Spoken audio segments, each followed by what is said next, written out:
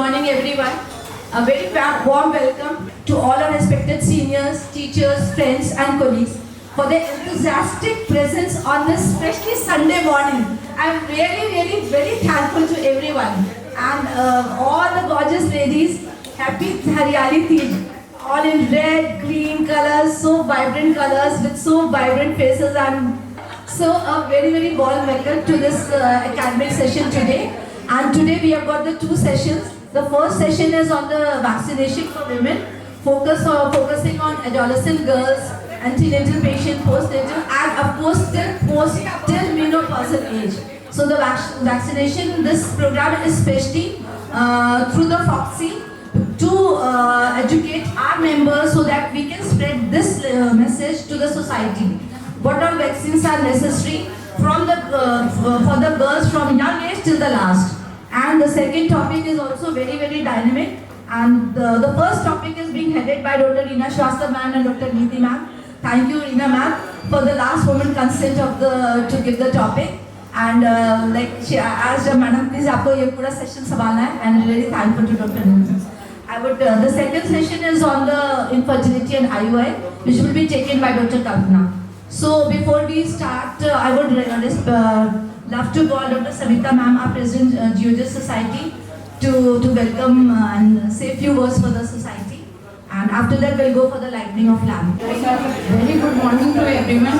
It is with great pleasure I welcome you all to today's CMA program, that is on ART and IUI workshop, preconception concepts, antenatal and postnatal vaccination, ovulation induction, and the vaginal infection affecting the fertility. Now I welcome our distinguished speakers, Dr. Reena Srivastava, Dr. Shikhar Seth, Dr. Amrita Jaipuria, Dr. Kavita Shukla, Dr. Chavi Sarkari, Dr. Neeti Dogra, and Dr. Amrita Saxena, and all the esteemed panelists. My warm welcome to all of you, and thank you so much for joining the CMA today, and happy Tees to all of you. Thank you. Thank you, Savita ma'am.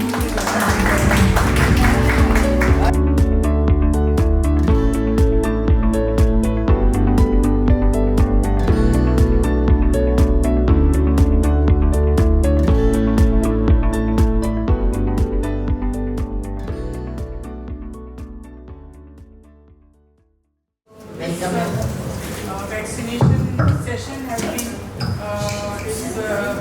I think a presidential initiative and with FOXI and GSK. These people have contributed into it. It is a FOXI GSK vaccination session. So I would be talking on vaccination for girls and in the preconception period for women. The title for today is Prevent the Preventable, and definitely why not to prevent the preventables. An ounce of prevention is worth a pound of cure. We all know it was said long back in 1796 by Benjamin Franklin. And father of vaccination is Edward Jenner, 1796. He came out with the first vaccine. Immunization is a big success story definitely for global health and is one of the most important milestone discovery in the history of medicine. Most cost-effective preventive strategy against many infectious diseases. But there are so many facts which we should know. In spite of all vaccination schedules, there are so many people dying out of the same diseases. Although vaccination can prevent 2.3 million deaths annually, 16th March is celebrated as National Vaccination Day to celebrate the pediatric vaccination efforts.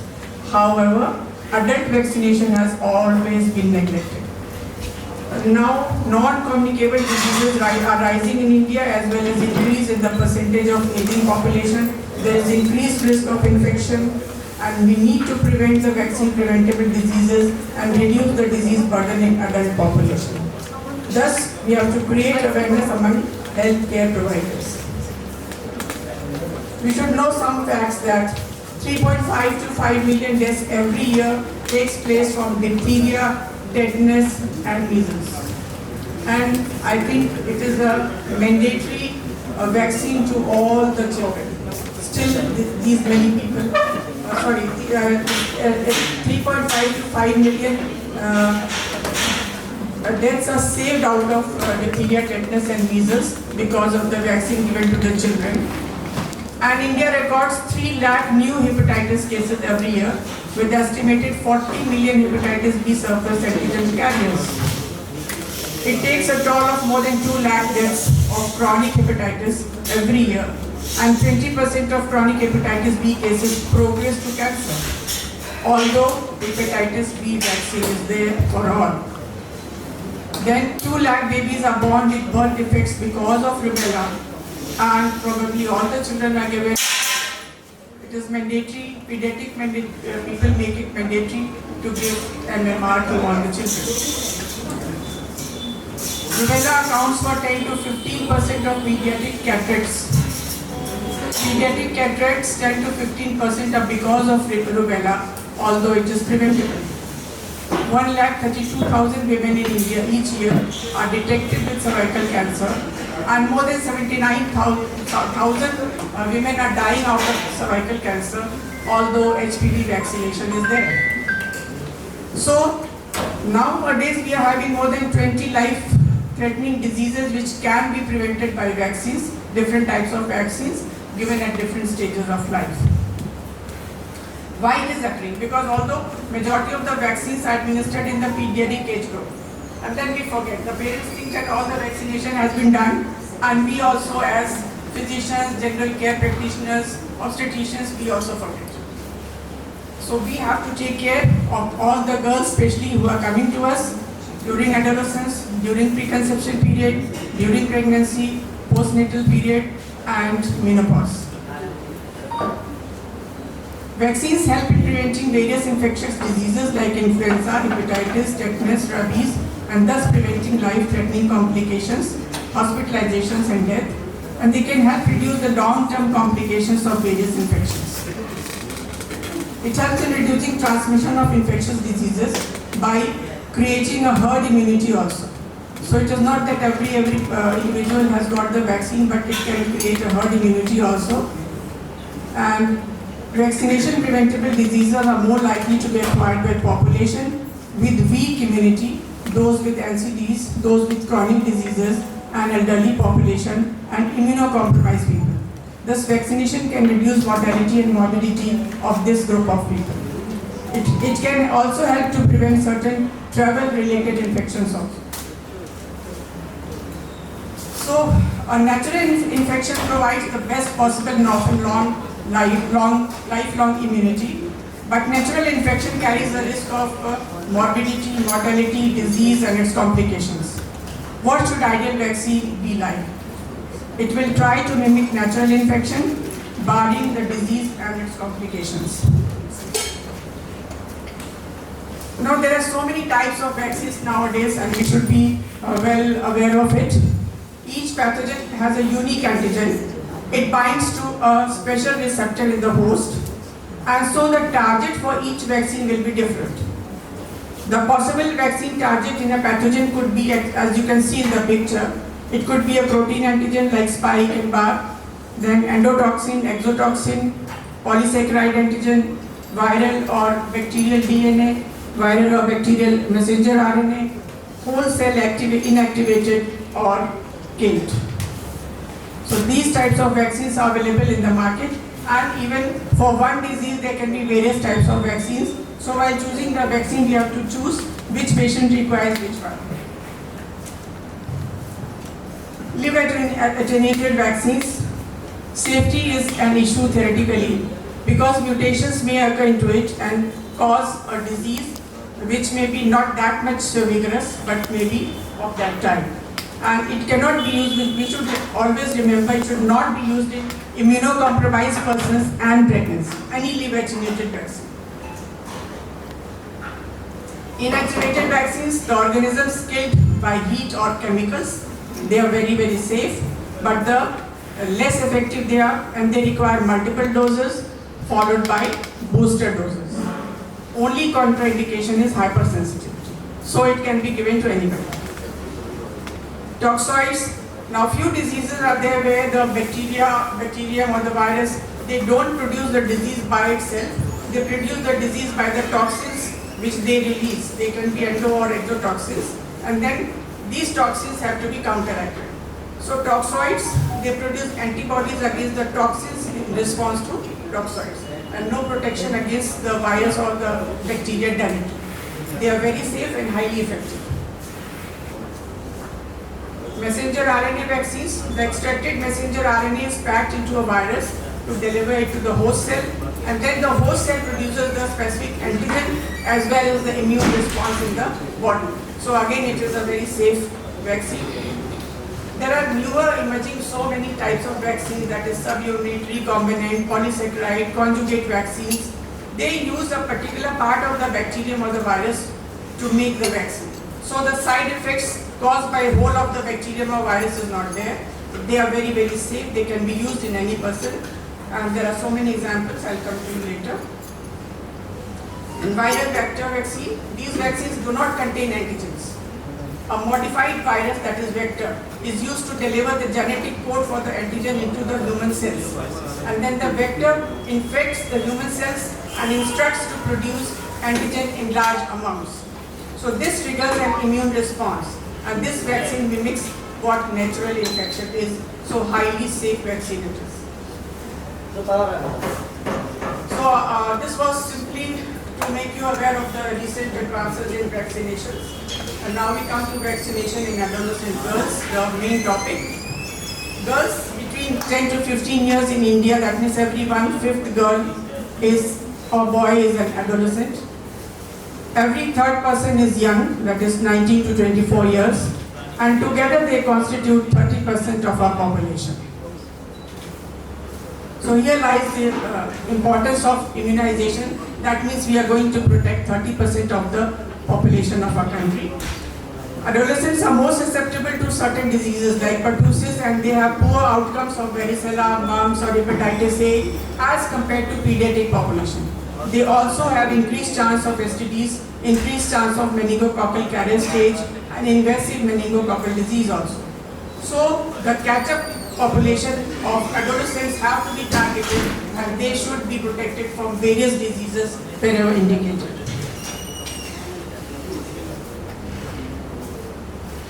And we all know immunization is the most important, most beneficial, most cost-effective tool to prevent diseases.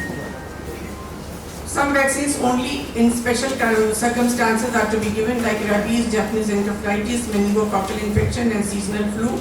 And certain vaccines are optional to be given only if not being given in childhood, like MMR, typhoid, hepatitis A, B and varicella. These are the different types of vaccines, and one vaccine can be of various types also. Inactivated vaccines, they are hepatitis A, influenza, rabies, polio, HPV, Japanese encephalitis, anthrax.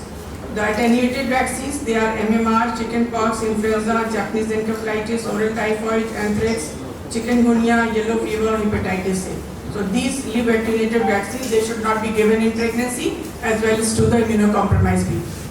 Toxoid vaccines, tetanus, diphtheria, acellular pertussis. This is all safe because it is a toxoid.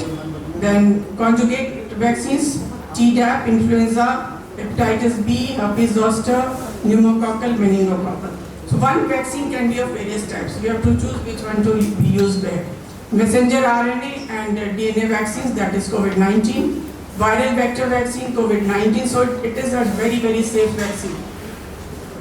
Polysaccharides, typhoid and pneumococcal. Recombinant, hepatitis B and meningococcal. The various vaccines advised in various phases of a woman's life. In adolescence, we should see that whether the girl or boy that they have been covered with TT or Tdap, HPV, influenza, MMR, varicella, hepatitis A, B, typhoid, meningococcal, pneumococcal wherever required, and COVID-19. Preconception period, Tdap, TT, HPV, influenza, MMR, varicella, hepatitis B, typhoid, COVID-19. It is not that in every phase every vaccine has to be given. Every time you have to take a history whether they have been vaccinated in the past or not, from childhood, if not then in adolescence, if not then in the preconception period. Pregnancy, postpartum, I think Niti will be taking. In spite of all this, the burden you have already looked for, in India no separate, no specific vaccination schedule for adolescents.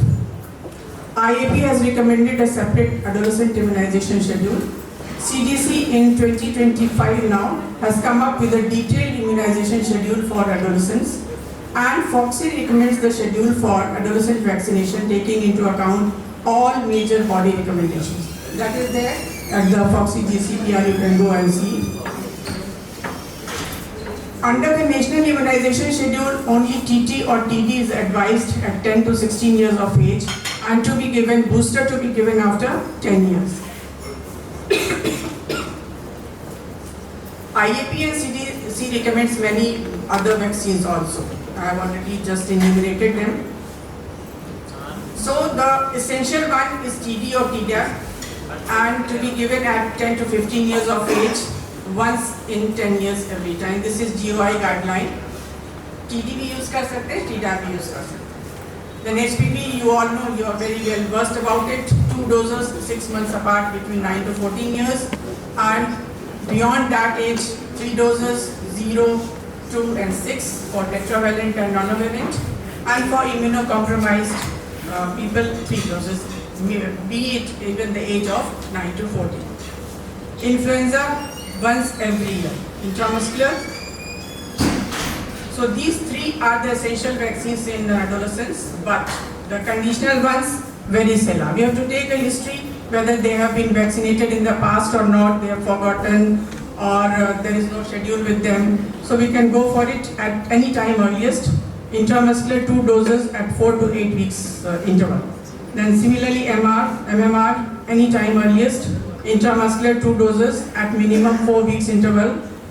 1 dose if previously vaccinated with only 1 dose. अगर कभी एक vaccine लगी हुई है तो बस दूसरा लगा के छोड़ना है. Typhoid, any time earliest, intramuscular single dose. Hepatitis A, between 10 to 18 years, 2 doses at 6 months interval. And hepatitis B, you all know, 10 to 18 years, 3 doses, 0, 1 to 2 and 6 months. These were the conditional vaccines wherever and when indicated. Now adolescents with chronic medical conditions are also there. So many adolescents are ill, and what about them? HPV vaccination has to be given in any chronic condition as for general population with the same schedule, except for that if there is immunocompromised person, 3 doses will be given. TD and Tdap as for general population, we should consider shorter dosing interval for Tdap for adolescent girls with high risk conditions. Like GOI says at 10 years, booster at 10 years. But in this, the people who are having, suppose a person is asthmatic, suppose is having chronic bronchitis, so lung diseases if the individual is having, so the booster dose should be given at a shorter interval. What is that short interval has not been given, but 5 years would be enough, because for meningococcal also it is there. Meningococcal conjugate vaccine, again as for general population, for high-risk conditions like asthenia, complement component deficiency, HIV, 2 primary doses and booster dose every 5 years. Seasonal inactivated influenza, 1 dose annually. This should be given to every individual, be it you, me, and any menopause, during pregnancy, during preconception, during adolescence. Annually एक influenza vaccine लगना चाहिए. Then pneumococcal catch-up with PCV. If high risk, normally 1 dose is given, but if the condition is a high risk, like cochlear implant, asthenia, immunocompromised person, 1 dose of pneumococcal polysaccharide vaccine, and additional dose after 5 years if asthenia or immunocompromised. This is what FOXI says. Living in areas with specific endemic infections in India, like Japanese encephalitis, we are in the same area. 2 dose series at 28 days interval, all the adolescents, all the preconception, and every person should have it. Dengue 3 dose series administered at 0, 6 and 12 months. Traveling abroad to endemic areas like yellow fever area, yes, it has to be given before going to that area. And Japanese encephalitis, as mentioned above, to be taken at least 7 days before the traveling date. Any vaccine will form the immune response at around 15 days, but the minimum period before which the vaccine should be given is 7 days. COVID-19 vaccine, our national COVID-19 vaccination has been adopted from WHO, can be given 12 years onwards. It is voluntary now in India, it is not mandatory. So whenever you want to give to an adolescent in the preconception period, you have to have a good dialogue because a lot of things are going on in the media to say heart में problem हो रही है, ये हो रहा है, वो हो रहा है. So you should be taking consent of the parents, consent of the individual if more than 18 years, only then give that vaccine. And it is till the WHO कोई भी एक recommendation आ गया, but not to give this recommendation is nowhere. So you have a dialogue, have the consent of the people and only then give. And it is always advisable to receive the complete schedule for COVID-19 until WHO says no. Dose and schedule you all know, I am not going to the details. The latest one is Corbevax. It is administered in 0.5 ml dose with the dose schedule of 0 and 28 days. This is just how much to be given and how. Tetanus diphtheria, that is TD or Tdap, is preferred at 10 to 12 years. TD to be repeated every 10 years. Dose is 0.5 ml intramuscular. HPV virus, I am not going to detail, it has already been detailed so many times. 0.5 ml, route of administration is intramuscular deltoid. Influenza vaccine, every year before the seasonal outbreak, like for south it is the before monsoon and for north it is before winters. And Nasovac is also there, Nasovac vaccine, that is the intranasal spray for influenza. It is live attenuated, so one thing has to be remembered, it should not be given in pregnancy or immunocompromised person. Varicella, 2 doses 4 to 8 weeks apart, 0.5 ml IM. MMR, 2 doses 4 weeks apart, 0.5 ml IM. Hepatitis A, 2 doses 6 months apart, 0.5 ml intramuscular. Hepatitis B, 3 doses 0, 1 and 6 months, deep IM at deltoid. Typhoid, 0.5 ml single dose IM. Booster is recommended few weeks before going to any travel in endemic areas. Meningococcal, adolescents can receive meningococcal A conjugate vaccine.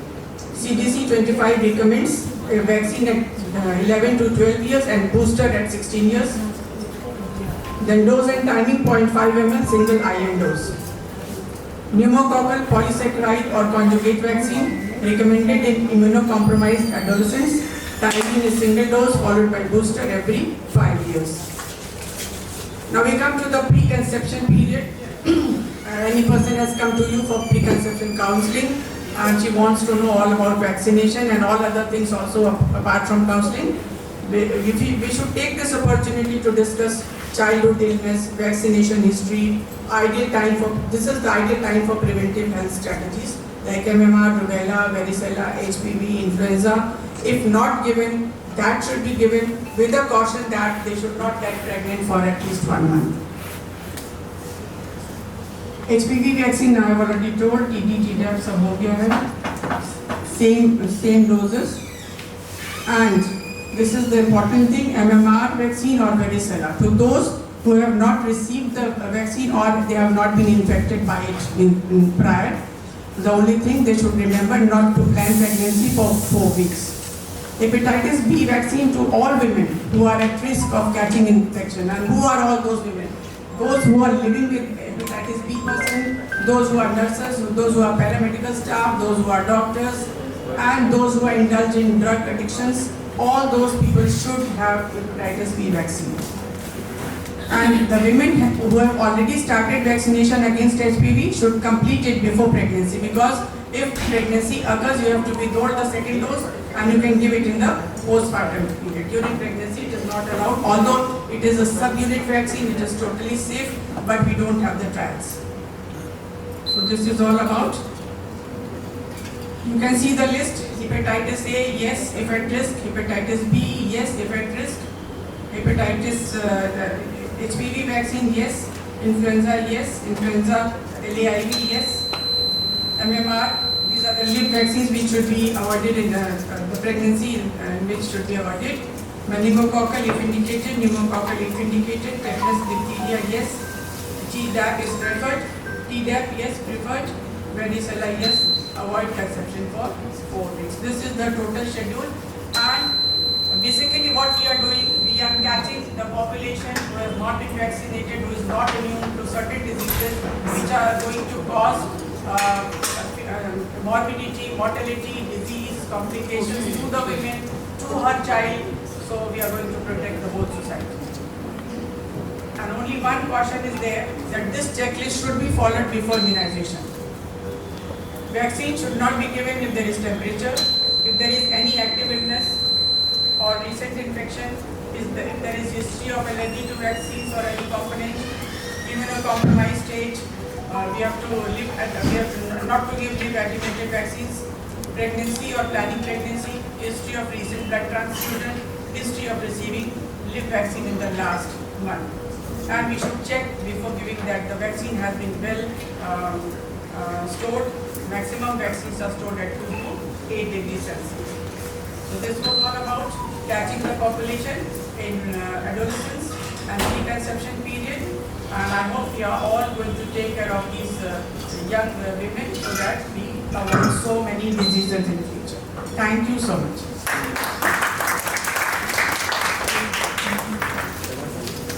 Thank you, ma'am. You are always fantastic, as always, and we love to hear you. I just want to ask one question. If we have said that keep patient को preconceptionally 4 weeks at least apart रखना चाहिए, but अगर patient हो जाती है pregnant उन weeks में, suppose injection दिया और हो गई pregnant, then what should which vaccine you want? Suppose MMR, HPV, no indication of MTP. Yeah. Rubella, no indication of MTP. Yes. Yes. Thank you. Thank you. Any other questions from the audience? Thank you, ma'am. It was a wonderful presentation. Now I would request the chairpersons to kindly felicitate our ma'am, Dr. Reena ma'am.